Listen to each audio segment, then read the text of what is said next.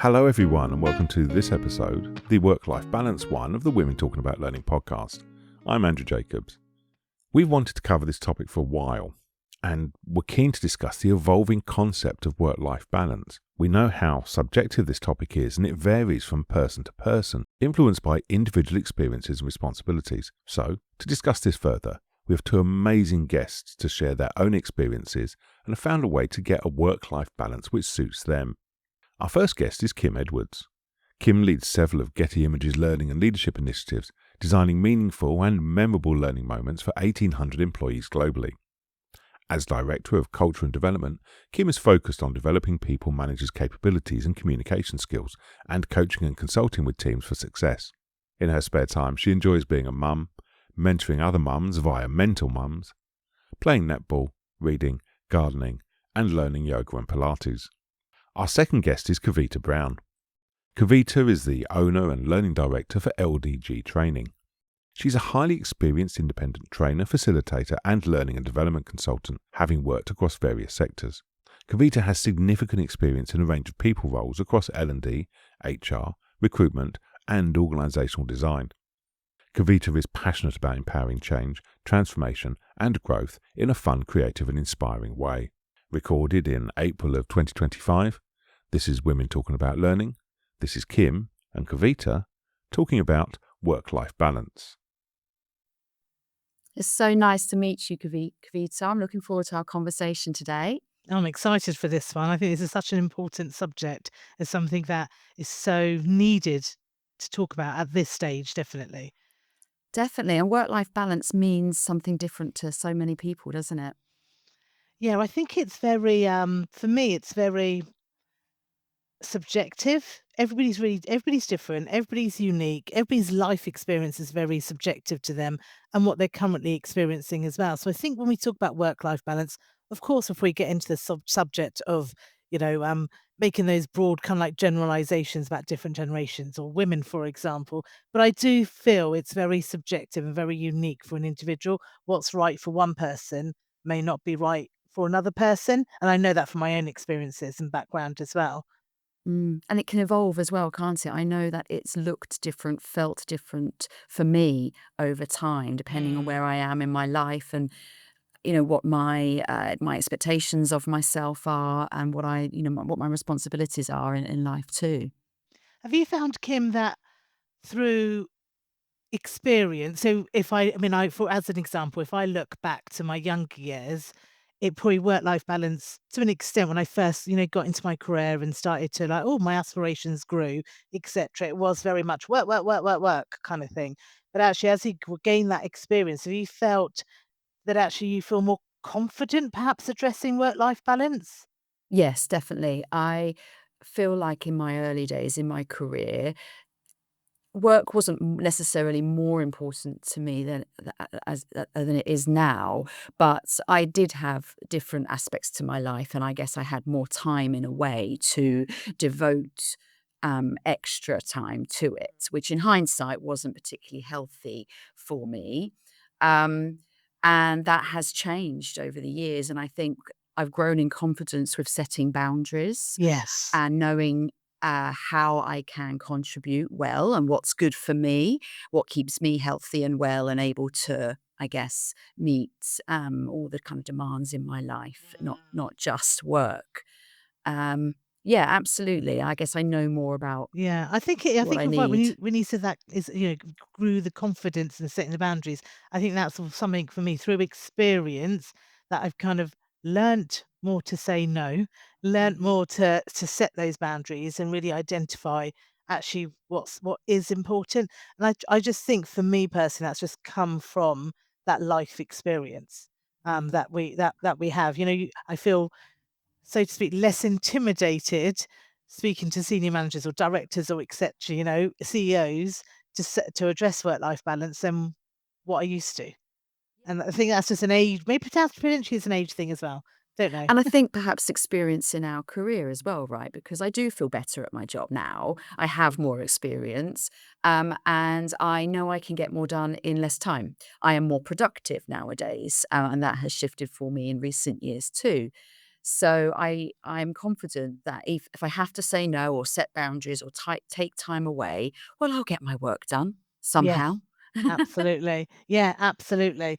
And I think going back to what I was saying originally, I think about it, work-life balance is very personal, very unique, very subjective to individuals. I think it's, we banter around that term work-life balance. So what does Mm, that actually, mean? And people will start off by saying, it's about having that good balance between work, between life, being able to just switch off from work without feeling guilty as well. But for other people, and I know for me particular, it is about that level of flexibility that I will work when I can work and where I want to work. I know, I think I've grown to understand myself a lot more, turning that mirror back round and looking at myself a bit more and realizing that there are days, like yesterday as an example, prime example, that I just don't feel it. I just don't feel in the zone. And I know through experience that if I'm not feeling it and I'm not in the zone, whatever I produce is not gonna be that high quality that I will look for. And I've, burnt my fingers loads of times before when I've produced something and then I've looked at it a few days later and thought, "Oh God, I have to start again." It wasn't to that high quality. So for me, work-life balance is very much about that flexibility to be able to work when I want to work and where, you mm. know, I understand me. As long as I meet those deadlines, I'm able to prioritize and set those boundaries, then for me personally, that really, really works. That makes so much sense. And a lot of people don't say it's work-life balance, right?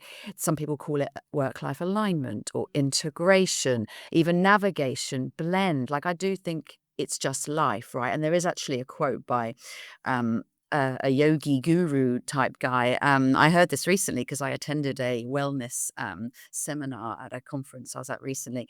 And it says, there's no such thing as work life balance, it's all life. The balance has to be within you, and that's by somebody called Saguru. And I thought that was interesting because it is just life, right? It And I don't is. think there is a balance. And some days it's absolutely not balanced or aligned at Yeah. all, right? I might need more time for my personal life or for me. Or I might have the capacity to really focus on work for more time than I might usually do. And then that works as well. Yeah, absolutely. No, I like that quote. It gives you a different perspective on things and a different outlook when you kind of really think about that quote a little bit more. Yeah, I do like that. Nice. I I think guess as another humans, we're just trying to define things all the time, aren't we? So yeah, we want to put a label on it everything and we put want to something in a try and figure box. it out. But Yeah, actually, it's just different for everyone. it is. No, you're absolutely right. It really is different for everyone. I think I like that quote because I think it is just life, isn't it? Everything is just about life, and there are times when it will be manic in one aspect of our life and not so manic in another. And I think it is about not letting one override the other for too long.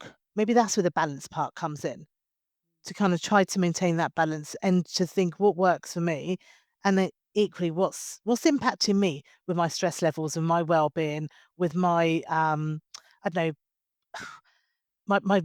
different priorities that I'm juggling with my mental health and my physical health as well. What's actually important for me at this moment of time? Where do I need to give that energy?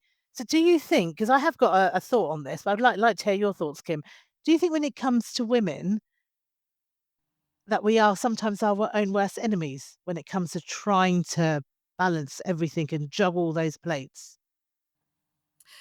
I guess I would argue that in my experience, knowing, with my friends and the people I know and what I observe, women in particular can tend to have more on their plates.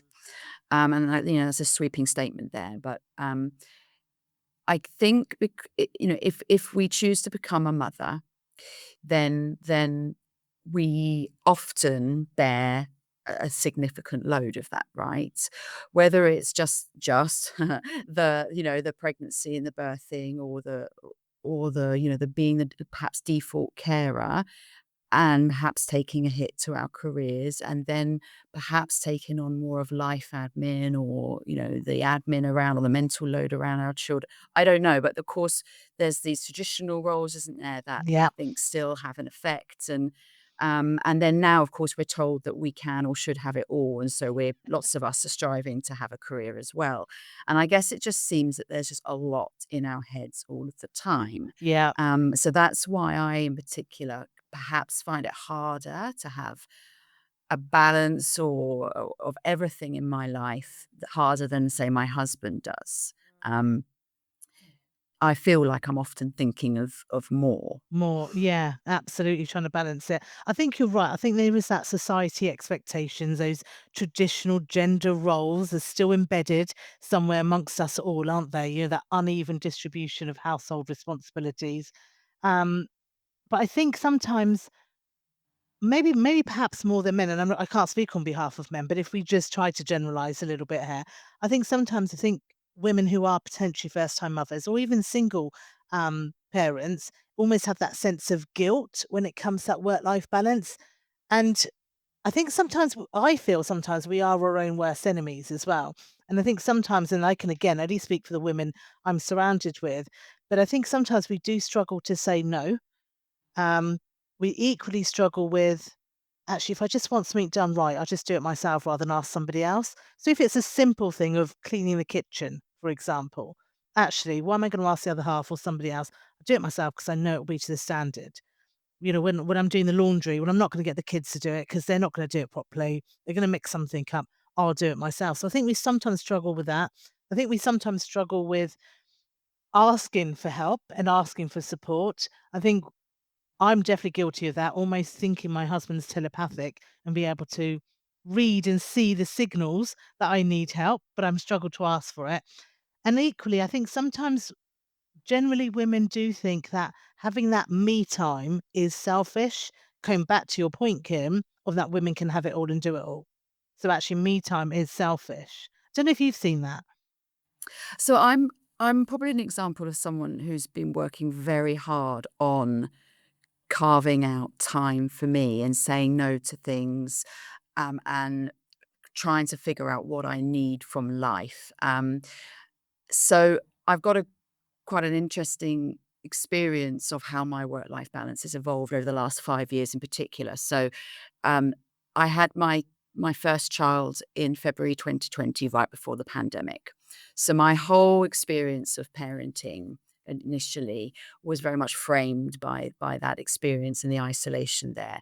I returned to work 3 days a week, part-time the following year, and of course, we were completely working from home. So again, my work-life boundaries were completely changed, and I just suddenly was not returning to the office that I'd already, always known, and I was suddenly working from home. And it's, as everyone knows, it's very hard sometimes to shut the door and walk away from work when it's Yeah. in your home, right?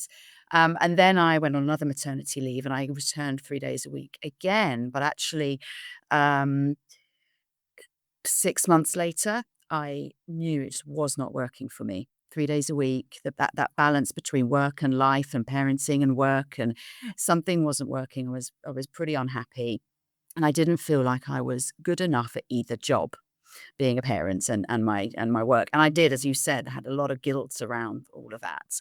And so, with the help of some coaching, I realized I actually needed to shift to 4 days a week work, which kind of innately went against everything that I Oh, really interesting. felt, Yeah. because, of course, I was putting my children into another day of childcare, and surely it should be the other way around. Or, why should I be committing another day to work?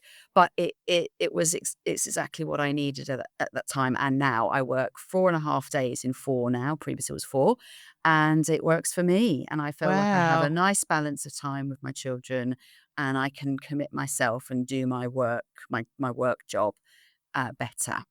So That's a yeah, I'm gr much happier now. Yeah, thanks for sharing that because I think that's really interesting because I think when people think of work-life balance, it's almost I need to reduce my working time because I need to have more personal space. But actually what you found was actually if I increased it by an extra day, I can Mm, give more to my mm. kids and my family and everything and address that balance. Was it because you weren't able to switch off from work? So 3 days just wasn't quite enough, do you feel? There was an element of that. There was a slight element of perhaps having a little bit too more work than 3 days worth, but it wasn't much more than that. It was really I could get my work done, and I felt I felt much more productive, interestingly, returning to work, as a parent, because I had those clear boundaries, set times. I knew I just had to switch off.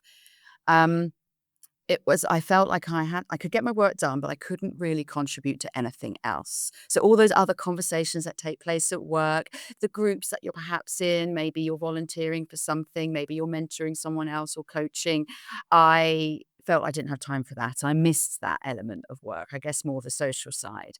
And then I was also going from my Thursday night into my Friday quite exhausted, and then into the weekend quite exhausted. And then after the weekend, I had Monday with the children as well. And so I was just I felt constantly on the back foot.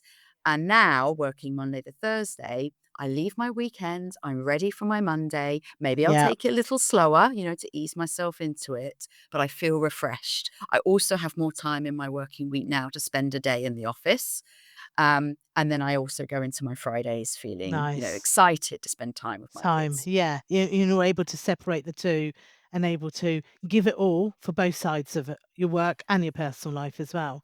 Yes, exactly. Yeah, I think that's the trick, isn't it? How has work-life balance evolved for you over the years? I think for me, it was my turning point was this is way before the pandemic, and I was working in an organisation. It was an organisation spread across the whole country. So quite a large organisation, looking after quite a huge team.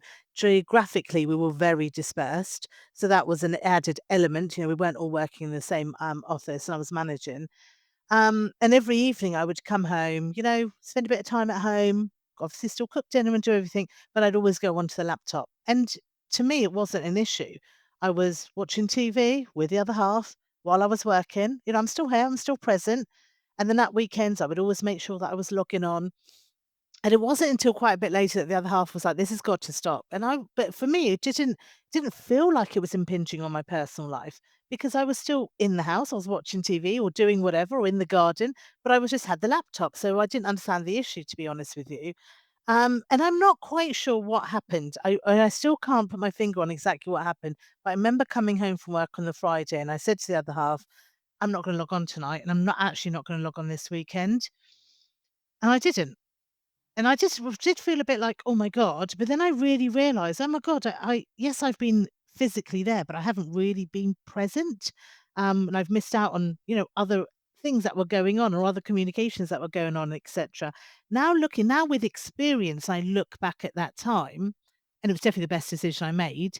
I now and in all honesty, I think the reason I did it and logged on every weekend and logged on after work was purely for my own ego, to be perfectly honest.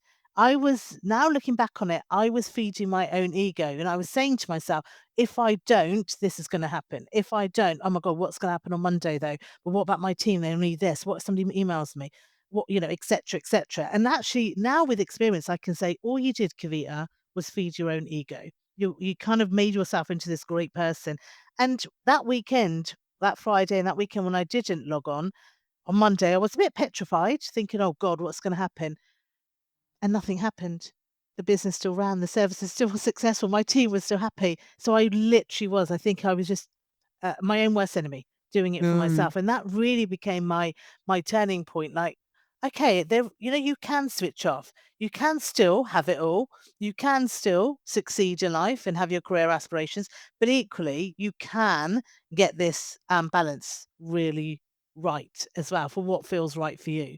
And it's not to say that there weren't days that I didn't log on. I still do now in the evenings or some weekends I'll have to, but I really make it it's a big part of me now. So when I started this job that I'm doing and work and started this company, it was very much right. I don't want to I don't want a headache, is what I always say. I don't want to grow this company too big and have a massive headache. I want to be able to log off at 4 o'clock and not think about it. I want to be able to not work at the weekends whatsoever. Occasionally, of course, I will. Tight deadline, need to do something. Of course, that will happen, but I don't want that to be the everyday and become the norm. So I think for me, that really resonated from that experience I had, and it just actually, I this is important to me. That work life balance is massively important. That is so interesting because I'm definitely guilty, I think, from the whole working from home to just check. I'll just check Slack. I won't necessarily respond because I'm conscious of the impact on other people actually being in different time zones. If they know that I'm replying a late time in my time zone, then I think that can set a bad example. It can influence others or make people feel like they need to do the same. Um, But still, me checking is not good either. And sometimes it's a bit of a I've come off social media, so I sometimes wonder if me checking Slack or emails is the equivalent kind of endorphin hit. Is it endorphin Oh, or yeah, something else? yeah. I'm getting a little buzz from it. Yeah. It's so silly. So I really need to stop. But when I do need to stop, when I can, I deactivate the apps, or I Good, yeah. turn them off or something, or delete them even. Right? Yeah, absolutely.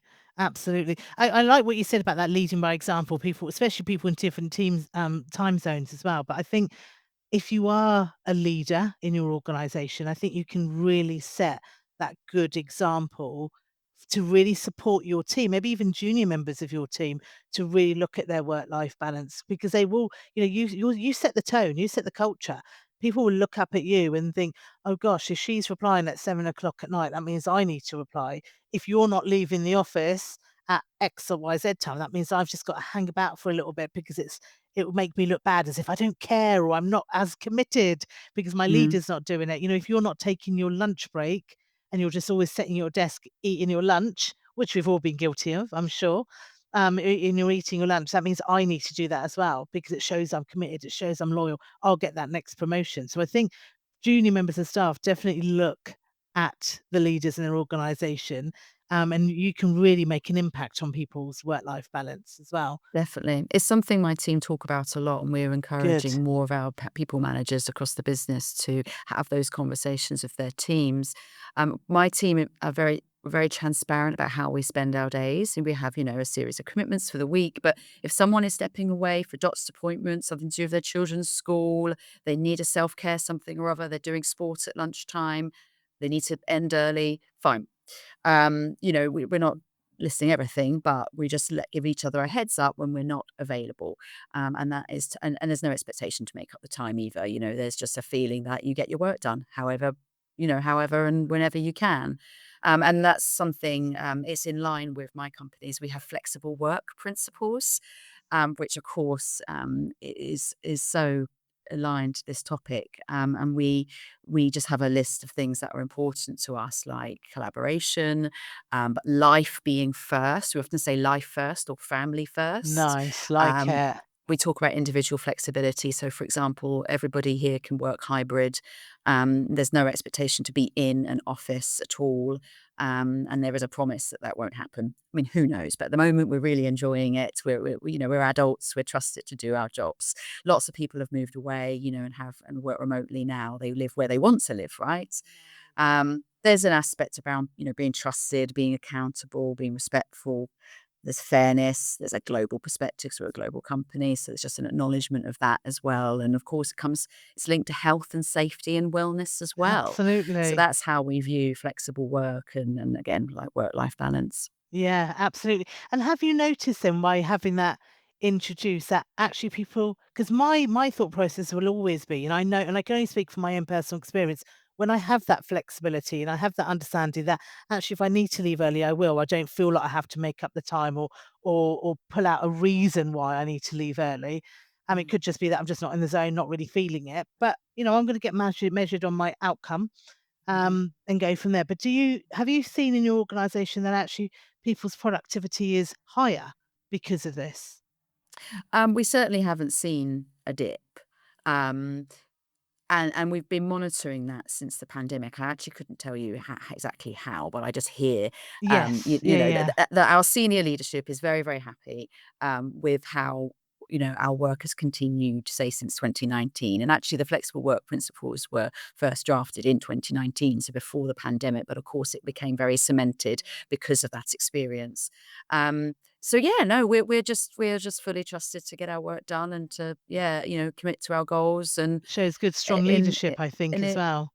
it works, and it's definitely a part of our culture. We talk about them a lot. We have leadership principles, which are our values. We have operating principles, which help us make decisions. And so the flexible work principles become part of that conversation as well. Nice. Yeah, no, I like that. And I think when we start looking at different generations and generations entering into the job market now, I think this is probably more at the forefront of their minds. Now, I know when we're talking about, work-life balance, and the kind of examples that I've given personally, those don't work for everybody. There are people that, I don't know, one of my really good friends is a nurse, for example, working in the local hospital. And they have shift patterns. She can't just leave early because she wants to go to take yoga class or go and, I totally appreciate that. So I totally appreciate that in some sectors and some areas, this may not work, should I say, as well as where it could work in other areas. But when we think about the generations coming through, I think for me, the new generation is very much about that level of flexibility, about that. Okay, I'm going to give this to you as an employee, and I want to be loyal to you. But what are you going to give back to me? How you? It comes back to that word you were saying earlier, Kim. How are you supporting my wellness? How are you supporting my well-being? I do think employees are asking more of companies, aren't they? They have different expectations nowadays. They want more control over their working hours and location. They want better access to wellness and health resources. There is a more focus on, their working environments and the support that they get for that. I wonder if there's just generally more a desire to kind of craft their own jobs, like, and how they work. So, yeah, flexible job design perhaps. So, yeah, I wonder, Like what do that. you think about that? I think there's definitely scope for that. I think it relies on a lot of trust from an organization. I think leaders at the top need to lead by example, but really understand what we mean by that flexible job design, and really believe in it and have passion towards it. So it's not that traditional, no, it's 9 to 5 and it's your job description. You have to do everything on your job description as well. I think how that relates to us in learning and development is very much that upskilling of that middle management, that senior management team, for them really to understand how it works and to maybe Mm. give them some hard facts of how this does work in principle. So I think you're right. I think newer generations coming into the workspace, so Gen Z, Z, whatever they call them, are very much actually work-life balance is really important. And I need that wellness, I need that support. And there's certain areas of that job that I don't want to do, but there's certain areas that I do want to do. But of course, he's still got those sometimes, and I've heard it myself, very hard-nosed leaders who are like, "Well, I had to do it, so you had to do it." I struggled. I even remember a manager saying to me once, "Well, Kavita, I was a single mother. I had 2 kids, and I still had to do it, so do they." And I did challenge back to say, "But you're still carrying that burden. You're still carrying that chip on your shoulder almost. It's still making you feel a certain way. So why would you want to do that to your new team members just because you've suffered and went through it? You know how it feels." And I don't think people sometimes can disconnect between that. I did it, so they can do it.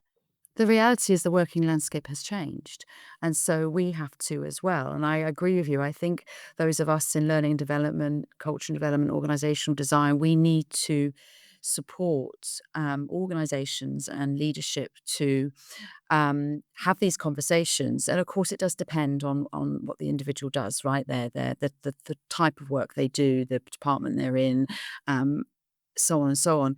But we it's just not a 9 till 5, is it? No. I think it comes back to that integrating work around life. Let's not count the hours. Let's look at the output. Doesn't matter when, as long as you are, in communication and collaboration with your team, right, across time zones, perhaps, supporting each other. But my team wouldn't care if I was getting my work done at 11 p.m. at night. Well, they would from a health and a wellness Yeah. perspective. They'd question me. But if that, for whatever reason, was the best time for me to get my work done, and that's what suited my general life, then fine. Um, yeah, it's really interesting. I do think that's that integration piece. It's Yeah. important. It is, isn't it? Yeah, definitely trying to think about it. And I think from us in learning and development, organizational, design, as you call it as well, I think it's very much of how do we support that? How can we really upskill leaders and managers for them to really see that bigger picture, that wider picture? Because ultimately, every organization, every business, every company that's out there wants their teams to be productive, ultimately. So if our teams are productive, then therefore we're increasing our profitability, for example, increasing our market share, whatever it may well be. But we want productive people working for us. And I think as time's gone on and we've seen the change throughout history, and I think especially the pandemic really made people stop and reconsider priorities. I think managers, leaders, organizations really probably take a leaf out of your organization's book and really look at things thinking, how can we support our team to become more productive? And ultimately, if I'm asking my team member, can you stay until 8 o'clock tonight? Because I really got to get this urgent, tender done and submitted because it's really important. And I do stay until 8 o'clock at night. Why can't I then later on, whenever, when I say to my manager, can I leave at 2 o'clock today because I want to go to that yoga class because it's really important to me. So just Mhm. why do I even have to ask that question? Because I'm staying late, and I will, of course, I'll stay late to help and work on things. But there's equally important things in my life that I need to go off and do. Absolutely. It swings and roundabouts, and I just feel like we should own our time a little bit more. And for me, productivity is definitely linked to, say, variety. So I would say, most human beings need a bit of variety in their life, right? And I feel like if I'm fulfilled by the other aspects of my life, whether that's hobbies, communities, Yeah, my children, my family, friends, then I will therefore be more productive in my work life as well. Um, I will just feel happier, more motivated, and more kind of committed to get my work done. So I often think that's interesting. Yeah, for me, the balance, say, comes from having lots of different things that I'm involved in. Um, it's a juggle, but it yeah. is. Yeah, and I mean, there's lots of data, there's lots of stats out there of people that are on the job market at the moment and what's important to them. And most of these stats do say actually that work-life balance is what they're looking for more than even pay these days. I'm not saying pay people less and give them work-life balance. That's not the answer to this, but actually people are looking for, and I know from my own experiences, people around me as well, when they're looking for their next career move, it's very much about that work-life balance. It's very much about that level of flexibility that I can work from anywhere. I can work when I want to want, and I'm trusted to do the job that you've employed me to do. And I'll get that support, or indeed whatever may will happen if I'm not achieving those outcomes that you need me to achieve as well. So I think it is very much it's not something that's gonna go away. It's not something as Mm. much as people are like, "Right, we're putting a mandate in that everybody has to come back and work in the office no more, to go forward." I think people will lose talent, and the world it feels to me, is so much smaller than what it has ever been. If I'm recruiting for a position and I'm very much, right, the position's based in London, you've got to be in the office every single day, 5 days a week, I'm potentially losing out on talent around the world. Mm, absolutely. It's so off-putting. It's just not what people want anymore. And I agree with you. People are leaving jobs in search of better work-life balance. Um, you can't put a price on it, really. I don't think. It just means so much to so many people, especially in this, digital age, and we're always connected as well. There's this argument, well, why I can contribute, wherever I am, however, whatever time Absolutely. I log on, or whatever. Um, yeah, and going back to your point earlier when you mentioned, we talked about swings and roundabouts, and working perhaps late or committing to work in a certain way and then taking some time back for yourself. I always think, well, if work can intrude on your life or your family life, your personal life, why can't the opposite be okay too?